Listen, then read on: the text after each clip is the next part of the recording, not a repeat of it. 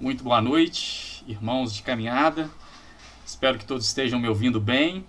Caso eu tenha alguma instabilidade aí tecnológica, faz aquele sinal pra gente, mas acredito que vai correr tudo bem. Sempre uma satisfação estar participando com os irmãos. Eu falo aqui diretamente de Itabirito, Minas Gerais, né? Sempre participo com frequência, seja compartilhando uma mensagem, participando e sendo edificado pelos irmãos de uma forma geral.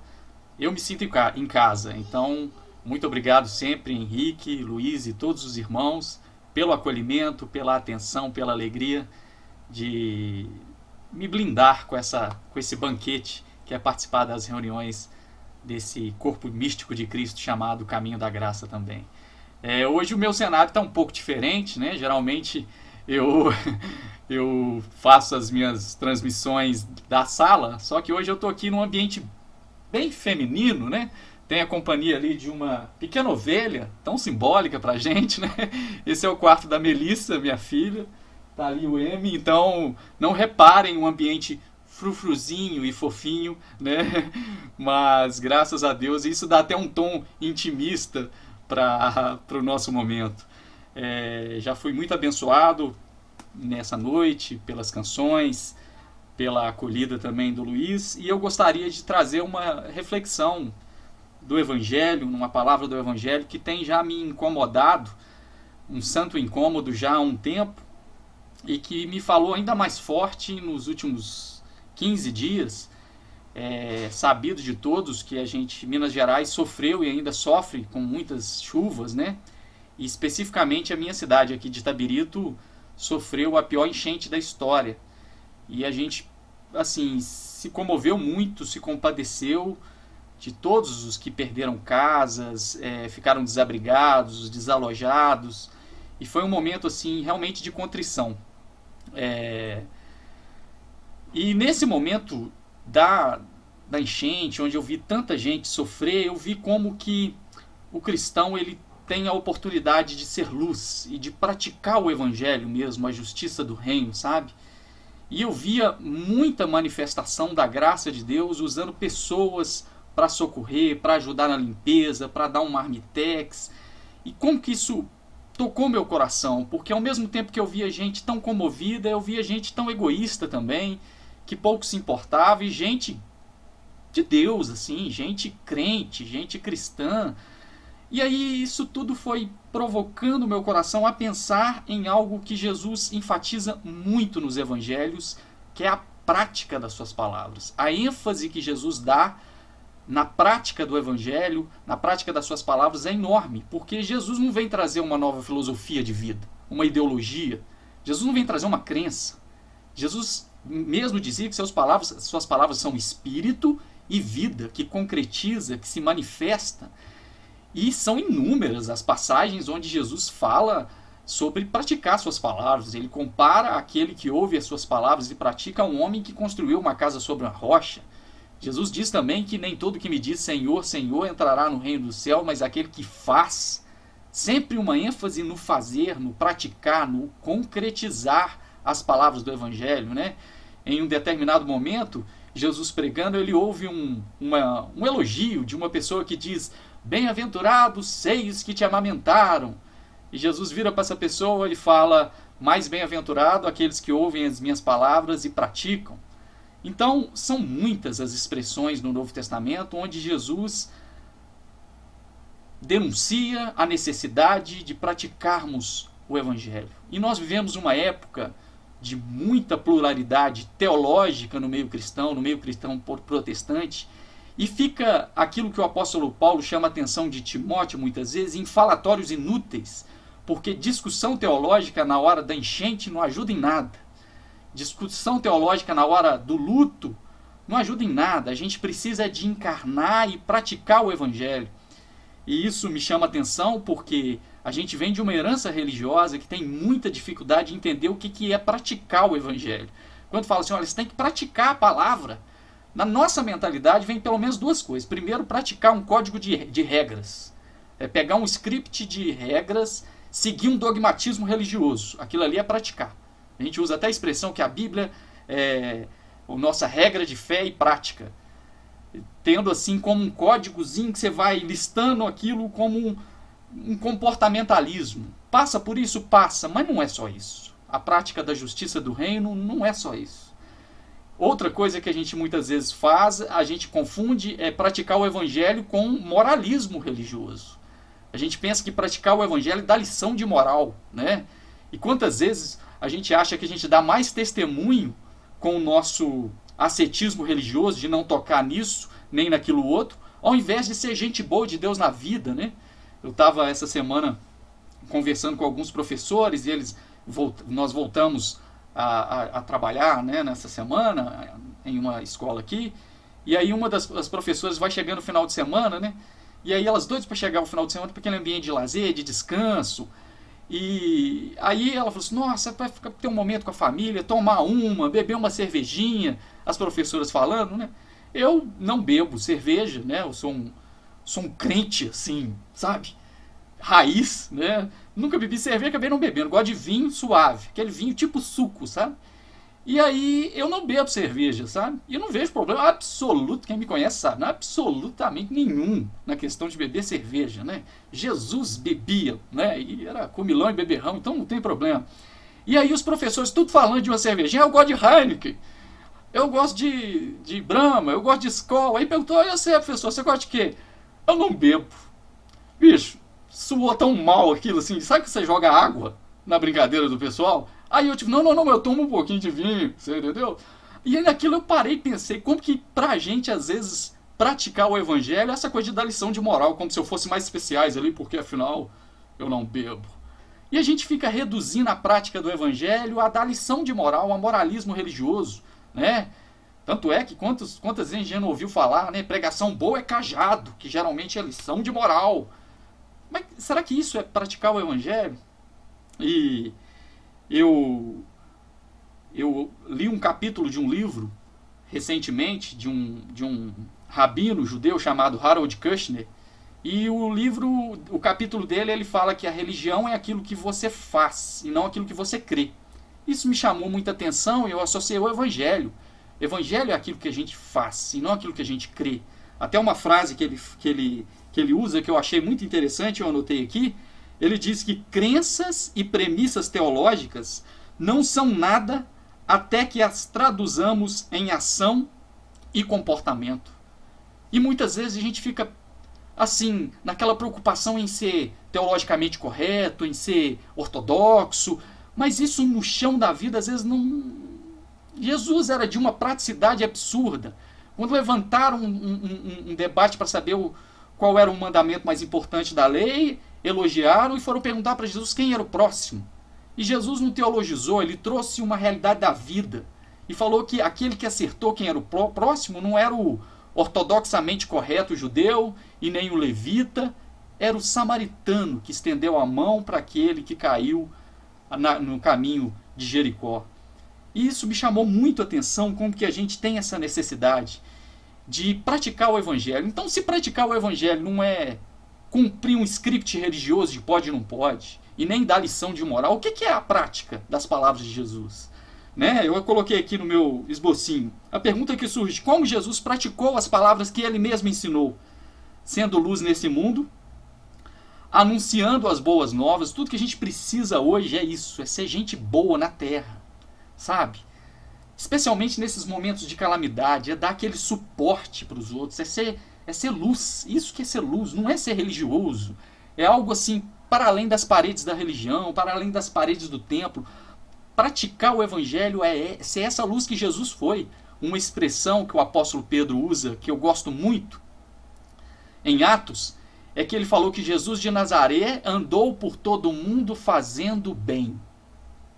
Atos 10, 38. Jesus andou por todo o mundo fazendo bem. E a gente vem de uma herança religiosa que fazer o bem não parece ser algo tão espiritual assim. Para a gente é mais importante o dízimo, é mais importante guardar o sábado, é mais importante as picuinhas, mas fazer o bem não é. E a gente ainda critica quem faz, né? Isso me chama muita atenção. Então é pregar as boas novas. Jesus disse que cumprir a lei e os profetas é fazer ao outro aquilo que a gente gostaria que fosse feito a nós mesmos. Praticar o evangelho está nessa vibe, está nessa ênfase de fazer o bem por onde andar. E nesses dias difíceis que a gente vive, de calamidades diversas, de dificuldades, tudo que a gente precisa é praticar esse evangelho para além das dimensões religiosas. Isso me levou a um texto emblemático, quando Jesus, Lucas capítulo 14 e capítulo 15, tem Jesus em dois ambientes. Primeiro, Jesus vai à casa de um dos principais dos fariseus, e a gente vai ler o capítulo 14, os versículos do 1 ao 24, né? Eu gosto de ler grandes porções, né? E Jesus vai até a casa do fariseu, e ali ele tem, dentro desse trecho, né, dessa narrativa do capítulo 14, do versículo 1 até o 24, nós temos três pequenas narrativas, três perícopes, né? Onde Jesus cura um homem hidrópico, né? Um homem que tinha um inchaço, né? Sei lá, o Caio até cita que talvez ele teria barriga d'água, que era um inchaço na barriga muito comum, né? Mas isso pode dar em toda parte do corpo, né? Era uma enfermidade assim visível, né? Um homem com um inchaço muito grande. Jesus cura ele num sábado. Logo em seguida, depois dessa cura, Jesus observa os fariseus sentando nos primeiros lugares, lugares de honra na festa, e ali a gente já tem mais uma lição.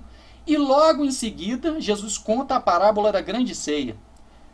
Interessante que alguns comentaristas vão dizer que talvez esses episódios, essas pequenas perícopes, aconteceram em momentos diversos nos evangelhos, mas Lucas reúne tudo junto. E não é impossível, não é errado dizer que tudo isso aconteceu em sequência. A cura no sábado, logo em seguida uma lição de humildade, e logo em seguida a parábola da grande ceia, que já é uma crítica ao espírito da religião morta dos fariseus, que não praticavam aquilo que eles faziam. Isso é muito importante para a gente, a partir desse pressuposto introdutório que eu trouxe aqui nessa reflexão. E aí isso é Lucas capítulo 14, Jesus com palavras relativamente duras na casa do principal dos fariseus. Depois Jesus vai para Lucas capítulo 15, Lucas capítulo 15 vai falar que Jesus ele vai para a casa de comilão, vai para a casa de pecadores, né, onde ele é chamado de comilão e beberrão, publicanos e pecadores. E ali ele encontra com muitos indignos da sociedade. E lá o que ele fala é totalmente diferente, né? Ele conta a parábola da dracma perdida, a parábola do filho pródigo, dois cenários completamente diferentes. Completamente diferentes.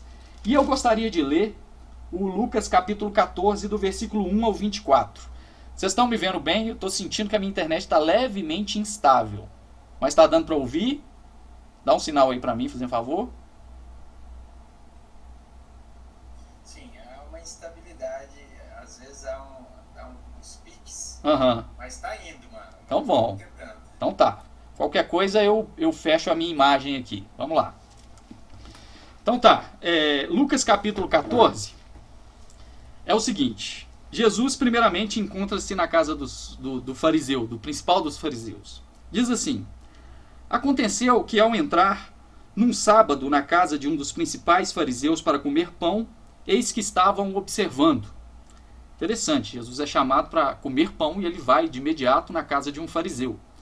E o pessoal começa a observá-lo. O fariseu não chama Jesus à toa, né? O fariseu chama Jesus para observar como é que ele é, né? O que ele fala. Ora, diante dele, versículo 2, se achava um homem hidrópico, com um inchaço, né, muito grande, uma enfermidade. Então Jesus, dirigindo-se aos intérpretes da lei e aos fariseus, perguntou-lhe: é lícito ou não é lícito curar no sábado? Eles, porém, nada disseram, e tomando-o curou e o despediu. E aqui é uma questão teológica, né? Versículo 5 a seguir lhe perguntou: qual de vós, se o filho ou o boi cair num poço, não o tirará logo, mesmo sendo dia de sábado? A isso nada responderam. Olha o tamanho da prática do reino e da misericórdia, da espiritualidade prática de Jesus aqui, nesse primeiro encontro já de imediato na casa do principal do fariseu. Ali tinha um debate teológico, né? Porque a lei não impedia de fazer o bem no sábado, especialmente de curar e de socorrer. Os comentaristas da Torá vão dizer que você pode fazer, especialmente se for questão de vida ou morte, você pode curar. Agora aqui era um hidrópico, era um inchaço, não era uma questão de vida ou morte. E a interpretação de Jesus é que pode-se fazer o bem no sábado, que a vida, a justiça, fazer o bem é mais importante do que o dogmatismo religioso. Olha que interessante isso. E aí não para por aí. Jesus, depois de curar isso, deu aquele silêncio, porque aqui, se a gente fica só naquele falatório inútil teológico, não vale nada, mas ele foi lá e socorreu. Talvez eu e você, numa situação como essa, não temos o poder em nós, né? Salvo pela graça do Espírito Santo, de curar alguém, mas obviamente a gente pode socorrer, acolher. Isso é muito mais importante do que ficar se debatendo por que ele é doente, se é pecado ou se não é, ou coisas do tipo. E aí, no versículo 17 em diante, Jesus começa a reparar os convidados, que escolhiam os primeiros lugares. Olha só que interessante. Reparando como os convidados escolhiam os primeiros lugares, propôs-lhe uma parábola. Quando por alguém fores convidados para um casamento, não procurem os primeiros lugares, para não suceder que, havendo um convidado mais digno do que tu, vindo aquele que te convidou e também a ele, te diga: dai o lugar a este, então irás envergonhado ocupar o último lugar. O interessante é que alguns comentaristas vão dizer que era normal nesses banquetes eles fazerem a disposição das cadeiras em formato de U. E a pessoa que fazia a festa sentava no meio e as pessoas mais importantes do lado. E aí iam tendo fileiras de cadeiras em disposição de U. E aí Jesus fala: olha, não procura os primeiros lugares, não, vai lá para trás. Porque o testemunho verdadeiro é que o outro te dá. Não se autobajula. Não fica com essa autobajulação, com esse egocentrismo de achar que você tem que sentar, porque depois vem alguém mais importante que você e você tem que sair envergonhado. E aí, quando você não tem como sentar no banco de trás, você tem que ir lá para o último lugar. Né? Essa era a disposição. Aí Jesus dá aqui uma lição de humildade muito interessante. Continua. Versículo 10. Pelo contrário, aí, quando fores convidado, vai tomar o último lugar, para que quando vier o que te convidou, te diga: amigo, senta-te mais para cima, ser-te-á isso uma honra diante de todos os mais convivas. Pois todo que se exalta será humilhado, e todo que humilha será exaltado.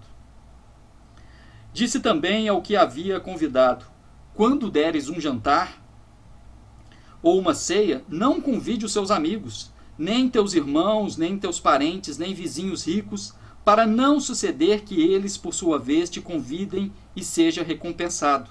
Antes, ao dares um banquete, convide os pobres, os aleijados, os coxos, os cegos, e serás bem-aventurado pelo fato de não terem eles o que te recompensar. E a tua recompensa tu terás na ressurreição dos justos. Eu acho essa parábola de Jesus linda, né? Porque além de Jesus dar uma lição de humildade, Jesus ainda vira para o dono da festa e fala: olha, a genuína generosidade é aquela que você dá sem dolo, sem desejar nada em troca. Isso aqui é o espírito anti-coaching, né?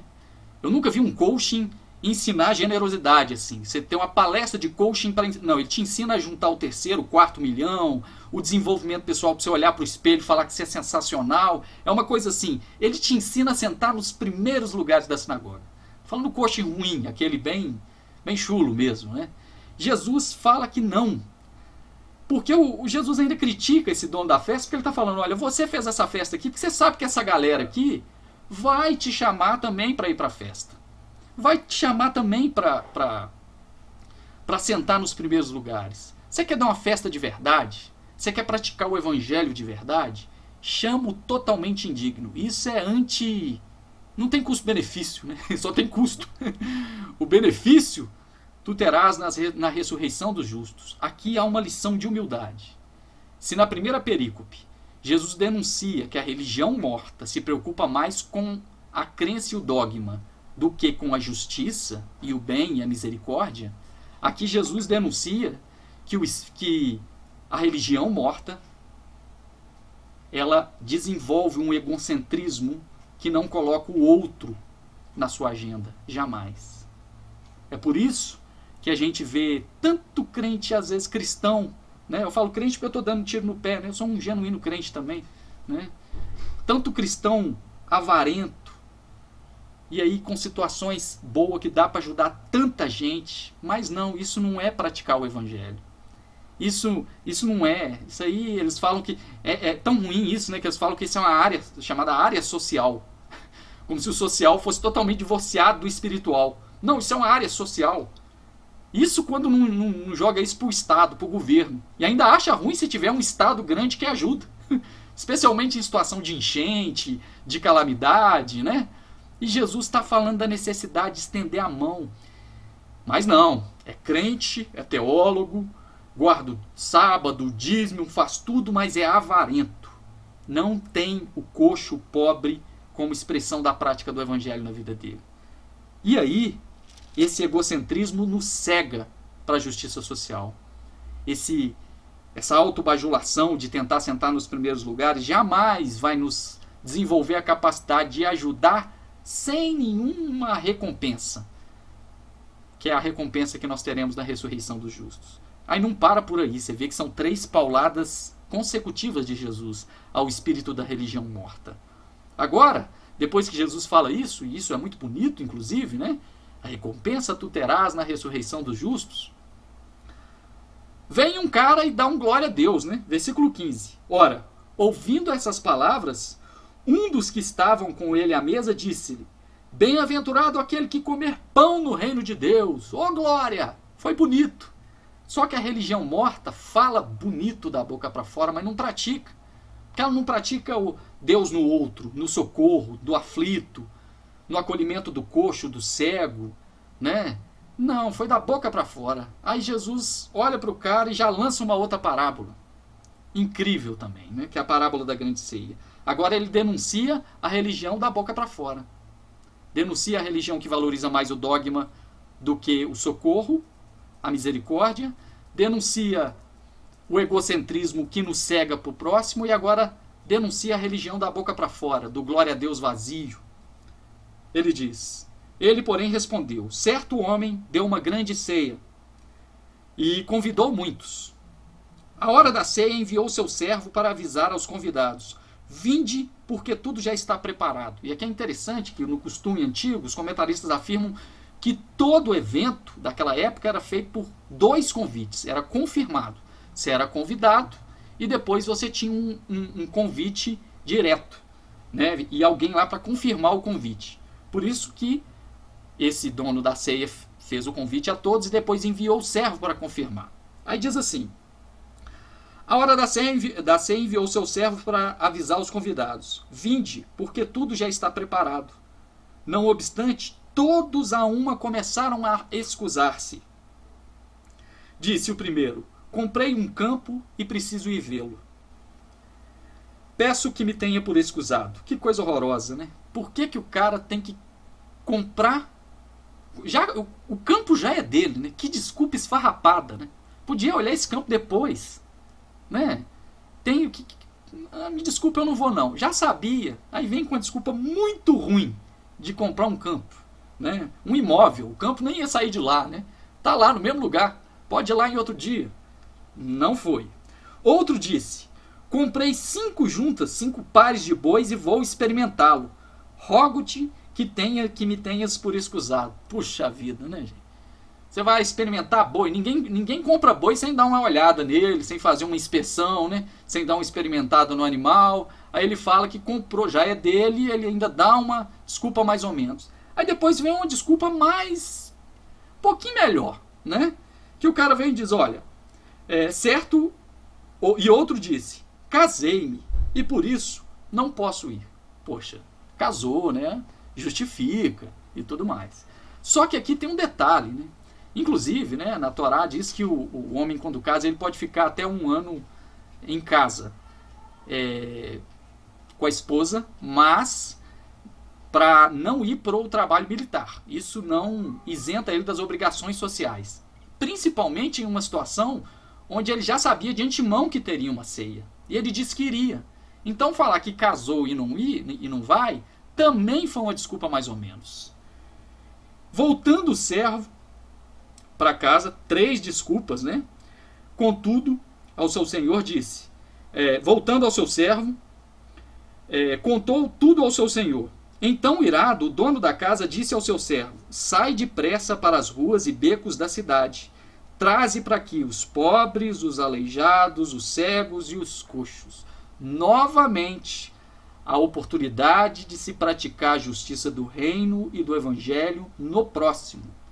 Inclusive, Harold Kushner, nesse livro, ele tem uma frase bonita que ele diz que ele não encontra Deus nas catedrais, nem no homem mais piedoso, nem num templo sagrado, nem num monte sagrado. Ele encontra Deus nas pessoas.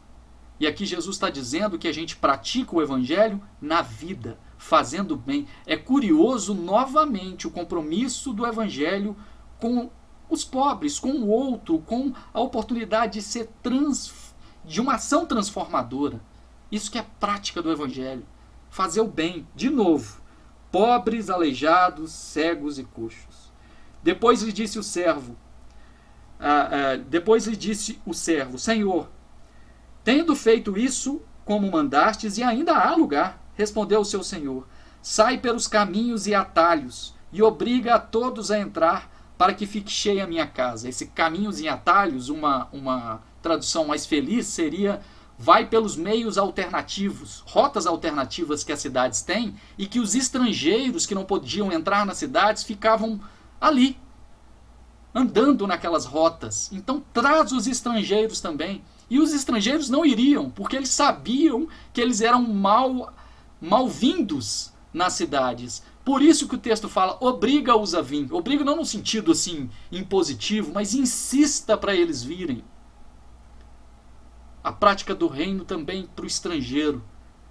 E aí, diz o versículo 24, porque vos declaro que nenhum daqueles homens que foram convidados provará da minha ceia. Jesus deixa uma mensagem dura para eles, falando, olha, vocês são a galera da boca para fora. Na hora de praticar o evangelho, vocês estão mais preocupados com a ética religiosa teológica, vocês estão mais preocupados com os falatórios inúteis, se é ortodoxo ou não, enquanto coxo, cego, leproso, estrangeiros estão aí clamando para serem alvos da prática da justiça e do evangelho. Praticar o evangelho passa por isso. E aí, tendo lido esses 24 versículos, eu vou frisar 3 lições para nós, que Jesus denuncia, né, nessa religião sem prática. A primeira é, a fé quando está morta se preocupa mais com o dogma e a tradição do que com a prática da misericórdia. Esse é um absurdo, né? O John Stott tem uma frase muito bonita. Ele fala que o maior divórcio do cristianismo é a pregação do evangelho e a justiça encarnada na terra, a justiça social, a justiça do próximo. E assim, quando teve a enchente aqui em Itabirito, eu recebi muita gente falando, como é que está aí na sua casa? Tudo bem, graças a Deus, mas é tão difícil você falar graças a Deus num cenário onde toda a sua cidade está destruída. Mas eu dei graças a Deus, muito mais inclusive pelos muitos que Deus levantou ajudando lá para tirar a lama dos comércios, das casas. Eu dei graças a Deus pelos muitos que Deus levantou para fazer marmitex, para ajudar o pessoal que estava lá como voluntário. Eu via Deus ali, sabe? Eu via os enviados do Senhor ali. Eu falei assim, gente, é isso que muda a vida da pessoa. Não é agora ficar fazendo teologia porque que enchente deu na minha casa não e na outra deu, se Deus permitiu ou não. Graças a Deus por tudo, mas oportunidade sublime de praticar a justiça do evangelho. E aí John Stott vai dizer que essa é o maior divórcio do cristianismo. Pregação e justiça. Pregação e prática do evangelho. É por isso que nós vemos a igreja evangélica, a igreja cristã tão avarenta e tão distante disso. E quem se preocupa com isso muitas vezes é chamado de comunista, de oportunista político. É isso. Ed Renekiewicz fala que o grande pecado da igreja é achar que missão e justiça social não andam juntos. E isso é por causa da nossa antropologia, que é dualista, né? A gente tem uma antropologia grega, a gente não tem uma antropologia semítica, né, do Antigo Testamento, judaica. A antropologia grega é isso, a alma diferente do espírito. Então a gente ganha a alma para Jesus. Socorrer, fazer um marmitex, tirar a lama, né, lavar, doar. Eu vi tanta manifestação de doação que eu falei, como que isso consola, como que isso acolhe. Maravilha de Deus. A gente não vê isso como graça. Agora, por outro lado, a antropologia bíblica vai dizer que nós somos um, é holístico, é integral. O salmista diz que bendiga a minha alma ao Senhor e tudo que há em mim, corpo também, tudo que eu sou, bendiga o seu santo nome, é tudo. Se a gente tivesse uma antropologia comprometida com isso, a igreja teria um papel transformador para praticar o evangelho. A gente está mais preocupado com a música que a gente ouve do que o socorro na hora da enchente. A gente está mais preocupado com pode ou não pode, com a teologia ortodoxa, com o calvinismo, com não sei o quê, enquanto o homem caiu na mão dos salteadores e está lá prostrado, precisando de socorro. Isso que é praticar o evangelho. Então, e o Ed Renekiewicz também vai dizer que um outro grande, o equívoco que faz a gente ter essa antropologia dualista é fazer com que o evangelho é apenas uma mensagem, né? É uma nova pregação religiosa, não é uma encarnação prática, não é uma ação transformadora. Praticar o evangelho é isso. É fazer como Jesus fez, ir por todo mundo fazendo bem. Essa é a nossa primeira lição. Segunda lição, a religião, quando está morta, torna o infiel sempre egocêntrico e jactancioso. Os fariseus, cegos para a justiça do reino, cultuavam a si mesmo por meio da autoexaltação. E aí a gente está aí, com essas teologias da prosperidade, com as suas novas versões, teologia coaching. Eu tenho uma preguiça enorme. Eu sei que desenvolvimento pessoal é muito legal, a gente precisa de disciplina, mas eu tenho preguiça de olhar para o espelho e ficar falando que eu sou sensacional, que eu sou bajuladinho, que eu sou bonitinho, que eu tenho que almejar os melhores lugares, que eu tenho que conquistar o meu 2º milhão. Não tem condições, eu tenho que colocar o coxo, eu tenho que praticar o evangelho no chão da vida. Eu tenho dificuldade. O convite do evangelho é incluir na agenda o pobre, o coxo, o cego, o estrangeiro. É o chão da vida. E a terceira e última coisa que eu termino é que a fé genuína não é mera confissão religiosa. É atitude. Praticar isso nesse momento oportuno. E quando aquele cara foi dar glória a Deus ali da boca para fora, Jesus já chamou a atenção e contou a parábola da grande ceia. Porque aquela turma sabia tudo de Deus, mas na hora de ir lá e praticar não fazia. E aí eu lembro, em 2015, quando meu pai faleceu, e eu fui visitado pela graça e pela consolação do Espírito no dia do velório do meu pai. Quando eu morava ainda no Espírito Santo, eu peguei o primeiro avião, vim para Belo Horizonte, aquele momento de comoção total. E quem sabe, né, a gente sempre convive com perdas e tudo mais, e a família está toda envolvida com aquelas burocracias de cemitério, de funerária, de não sei o quê. E a casa cheia, você recebendo pessoas. A última coisa que você pensa é em comer alguma coisa, né? Eu lembro que uma amiga da minha mãe, inclusive da pastoral do idoso, da igreja católica, ela chegou com uma panela enorme de feijão tropeiro. Eu acho que eu já contei essa história, mas ela é oportuna para falar o que é a prática do evangelho. Naquele momento eu vi aquela mulher brilhando os olhos, cheia do Espírito Santo, com uma consolação do Espírito chamada feijão tropeiro. E aquilo tocou meu coração. Não era momento nem de fazer teologia, de nada. Era momento de acolher. Isso é praticar o evangelho. E aí eu termino com as palavras de Harold Kushner. Evangelho é aquilo que você faz e não aquilo que você crê.